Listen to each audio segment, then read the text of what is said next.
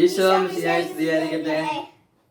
പ്രിയപ്പെട്ട കൂട്ടുകാരെ, കിഡ്സ് ക്യാറ്റിൻ്റെ പുതിയ എപ്പിസോഡിലേക്ക് എല്ലാവരെയും വലിയ സ്നേഹത്തോടു കൂടി ഞങ്ങൾ 3 പേരും ചേർന്ന് സ്വാഗതം ചെയ്യുന്നു. കഴിഞ്ഞ 2 എപ്പിസോഡിൽ ഇല്ലാതിരുന്ന ഒരു ആളെ ഇന്നുണ്ട്. ആരാണ്? ജാക്കിൻ.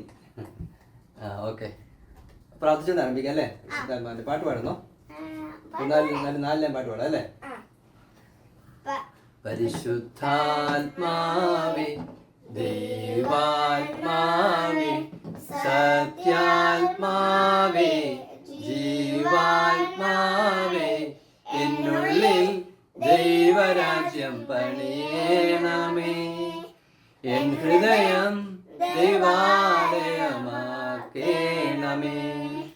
സ്നേഹം നിന്നിലാണല്ലോ, ആനന്ദവും നീയല്ലോ, സമാധാനവും നീയല്ലോ, ക്ഷമയും നീയല്ലോ, ദയയും നന്മയും വിശ്വസ്തതയും സൗമ്യതയും ആത്മസംയമനവും നീ.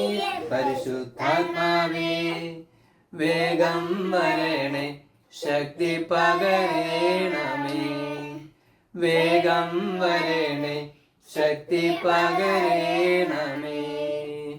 പരിശുദ്ധാത്മാവേ, ദൈവാത്മാവേ, സത്യാത്മാവേ, ജീവാത്മാവേ, എന്നുള്ളിൽ ദൈവരാജ്യം പണിയണമേ. എൻ ഹൃദയം ദൈവാലയമാക്കേണമേ. പ്രിയപ്പെട്ട കൂട്ടുകാരെ, പുതിയ എപ്പിസോഡിലേക്ക് ഞങ്ങൾ വന്നു. നമ്മൾ കുറച്ച് നാളുകളായിട്ട് ദൈവവചനം പഠിച്ച് ഇമ്മാക്കുലയോട് പങ്കുവെച്ചുകൊണ്ടിരിക്കുകയായിരുന്നു. കഴിഞ്ഞ എപ്പിസോഡിൽ നമ്മൾ ഇമ്മാക്കുലയുടെ ബർത്ത്ഡേ കുറിച്ചായിരുന്നു അല്ലേ? ഇന്ന് ഞങ്ങൾ അല്പം ഒരു വ്യത്യസ്തതയുള്ള ഒരു എപ്പിസോഡാണ്. ദൈവവചനം പഠിക്കുന്ന കാര്യങ്ങൾ പിന്നീട് വരും കേട്ടോ. ഇപ്രാവശ്യം ചില കാര്യങ്ങൾ പറയാനുള്ളത്. ഒന്ന് സ്കൂൾ അടച്ചു അല്ലേ? സ്കൂൾ അടച്ചല്ലേ ജോക്കി? സൺഡേ സ്കൂൾ എന്നടച്ചേ? സൺഡേ സ്കൂൾ ഇന്ന്. എങ്ങനെ എക്സാം എങ്ങനെ ഉണ്ടായിരുന്നു ജോക്കിൻ? ജോയക്കൻ പറഞ്ഞു ജോയക്കിന് അര മാർക്ക് നഷ്ടപ്പെട്ടെന്നാ പറഞ്ഞു അല്ലേ? ഒരു ബാക്കിയെല്ലാം ശരിയായിരുന്നു, ഒന്നിന്റെ അല്പഭാഗം മാത്രം, ഒരു പകുതി ഭാഗം പോയി. 1 മാർക്കിന്റെ ആയിരുന്നു. 1/2 മാർക്ക് നഷ്ടപ്പെടുന്ന ജോയക്കൻ പറയുന്നത്. ഇമ്മാക്കളോടെയൊക്കെ ഇന്നലെ എക്സാം എങ്ങനെ ഉണ്ടായിരുന്നു? ഈസി ആയിരുന്നു അല്ലേ? എല്ലാം നന്നായിട്ട് ചെയ്തല്ലേ? പിന്നെ ഇങ്ങനെ ഒരു കോളത്തിൽ നമുക്ക് ഇങ്ങനെ ദൈവകൽപ്പന ലംഘിച്ചാന്നൊക്കെ പറയുന്നത്. അതിനകത്ത് 5 എണ്ണം വീതിടുന്നത്. അതിന് ആ ബോക്സിന്റെ അകത്താണെങ്കിൽ എത്രയും കൊണ്ടൊക്കെ ഏതാണ്ടൊക്കെ കൊണ്ട് വാക്കുകളുണ്ടായിരുന്നു. 5 ഉള്ളതായിരുന്നു. ഒരു 8 എണ്ണം ഉണ്ടായിരുന്നു.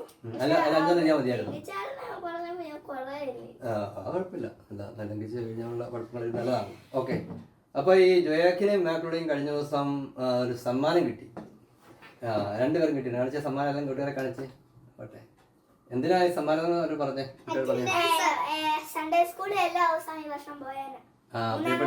അതായത് പ്രിയപ്പെട്ട കൂട്ടുകാരെ, ഇവരുടെ ഇമ്മാക്കുലയുടെ ക്ലാസ്സിൽ 2 പേർക്ക്, ഇമ്മാക്കുലയ്ക്ക് മറ്റൊരു കുട്ടിയെ കിട്ടി അല്ലേ? എല്ലാ ദിവസവും പോയതിന് ജോയാക്കിനും കിട്ടിയിട്ടുണ്ട്. ഇവര് നിങ്ങൾ പലർക്കും അങ്ങനെ ഫുൾ അറ്റൻഡൻസ് ഉള്ളവരുണ്ടാവും. പക്ഷെ ഇവരെയൊക്കെ സംബന്ധിച്ച് ഇവർക്ക് ഇതിൻ്റെ ഇടയ്ക്ക് ക്ലാസ് കട്ട് ചെയ്യാനുള്ള പല പ്രലോഭനം ഉണ്ട്. എന്ന് പറഞ്ഞു കഴിഞ്ഞാൽ ഇവർക്ക് പുറത്തേക്ക് മറ്റൊരു സ്ഥലത്തേക്ക് ഫ്ലൈറ്റിലൊക്കെ യാത്ര ചെയ്യാനൊക്കെ ഉള്ള ഇടയ്ക്ക് ബോംബെക്ക് പോകാനൊക്കെ ഒരു അവസരം ഉണ്ടായ അങ്ങനെയൊക്കെ വന്നതായിരുന്നു. വന്നല്ല, നമ്മൾ ഒരു പ്രാവശ്യം പോകാനൊക്കെ ഇരുന്നല്ലേ ആദ്യ കുർബാനയ്ക്ക് വേണ്ടിയിട്ട്. അപ്പം പിന്നീട് ഈ ക്ലാസ് അപ്പം നമ്മളുടെ ക്ലാസ് മിസ്സാക്കാതിരിക്കാൻ വേണ്ടി നമ്മളത് പിന്നീട് പോകേണ്ടെന്നൊക്കെ വെച്ചതാണല്ലോ. അങ്ങനെ വില കൊടുത്ത് മേടിച്ച സമ്മാനമാണ് കൈവശമുള്ളത്. ഇനി കേട്ടോ, ഇനി തൊട്ട് അങ്ങോട്ട് എല്ലാ വർഷവും ഫുൾ അറ്റൻഡൻസ് മേടിക്കണം. അതോടൊപ്പം തന്നെ ക്ലാസ്സിൽ ഫസ്റ്റും. അത് മറ്റുള്ള കാര്യം ചെറുതാക്കാൻ വേണ്ടിയല്ല,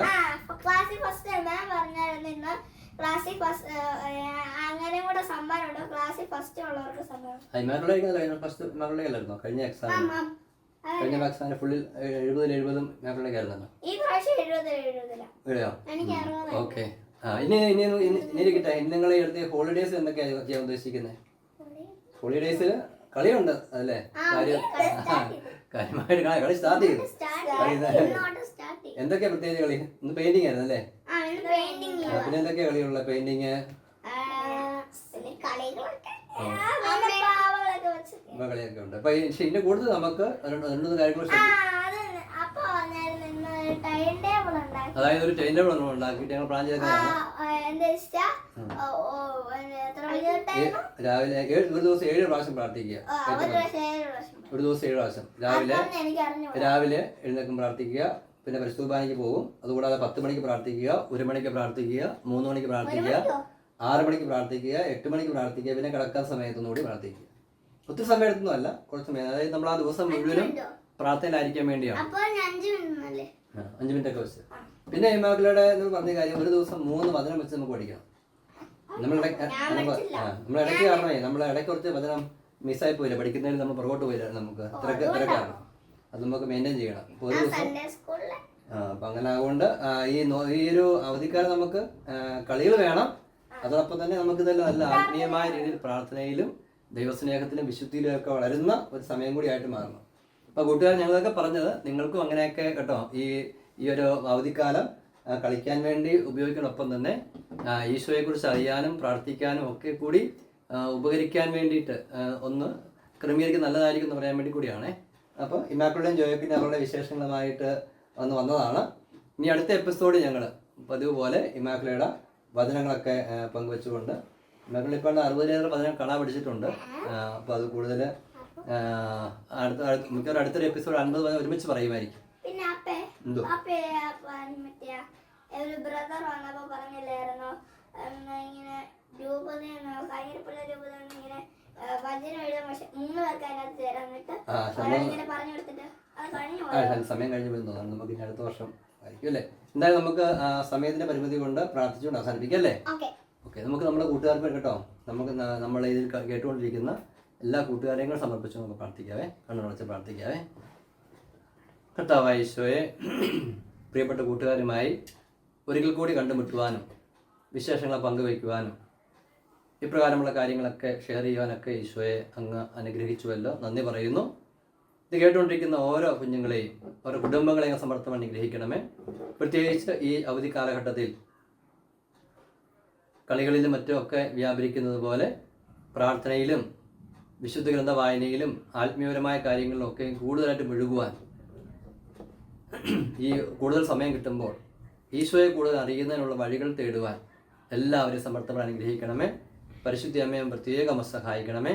നിത്യപിതാവും പുത്രനും പരിശുദ്ധാത്മാവായ സർവേശ്വര എന്നേക്കും. ഹല്ലേലൂയ.